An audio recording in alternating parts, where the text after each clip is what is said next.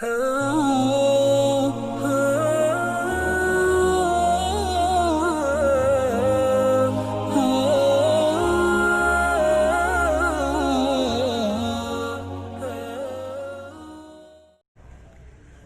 خان مظفر نگر سے معلوم کر رہے ہیں کہ بتوں کے نام پر جو جانور چھوڑے جاتے ہیں، بعض لوگ ان کو پکڑ کر ذبح کر دیتے ہیں، کیا ان کا گوشت خریدنا اور کھانا جائز ہے؟ دیکھیے، غیر اللہ کے نام پر جو بھی جانور ذبح کیا جائے، شریعت میں اس کو ذبح کرنا اور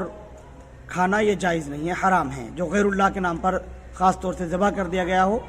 اس کو کھانے کے سلسلے میں بھی قرآن کریم کے اندر ممانعت ہے کہ غیر اللہ کے نام پر ذبح کیا ہوا جانور کھانا جائز نہیں۔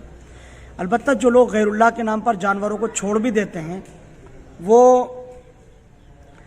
اصل مالک کی ملکیت سے نکلتے بھی نہیں ہیں، تو ایسی صورت میں اگر یہ پتہ چل جائے کہ یہ اس جانور کا گوشت ہے جو غیر اللہ کے نام پر چھوڑ دیا گیا تھا اور لوگوں نے اس کو ذبح کر لیا ہے، اس بات کا اگر علم ہو جائے یقینی طور پر، تو ظاہر ہے کہ اس گوشت کا کھانا جائز نہیں ہے۔ اور اسی طرح سے جن لوگوں نے یہ حرکت کی ہے ان کے لیے بھی جائز نہیں ہے، کیونکہ یہ تو غصب اور چوری ہو گیا کہ گویا آپ نے چوری کی اور چوری کا جانور ذبح کر دیا اور پھر اس کو بیچ رہے ہیں، تو یہ شرعاً غلط ہے، یہ جائز نہیں ہے۔ البتہ کسی پر شک نہیں کرنا چاہیے، یوں ہی شک کر لیا، صرف شک کی بنا پر کہہ رہے ہیں کہ صاحب اس نے چوری کا جانور، یا یہ کہ جو جانور پھر رہے تھے ایسے ہی وہ پکڑ کر کے اس نے ذبح کر لیا ہے، اس طرح سے شک نہ کریں۔ یقینی طور پر اگر اس بات کا علم ہو جائے کہ یہ جانور وہ تھا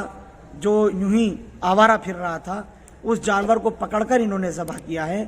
اور ذبح کر کے اس کا گوشت بیچ رہے ہیں، یقینی طور پر اس بات کا علم ہو جائے تو نہ اس کو خریدنا جائز ہے اور نہ اس کو بیچنا جائز ہے، ظاہر ہے پھر کھانا بھی اس کا جائز نہیں ہوگا، لیکن شک شبہ نہیں کرنا چاہیے۔ Thank you for watching Mufti Ashik Phulati.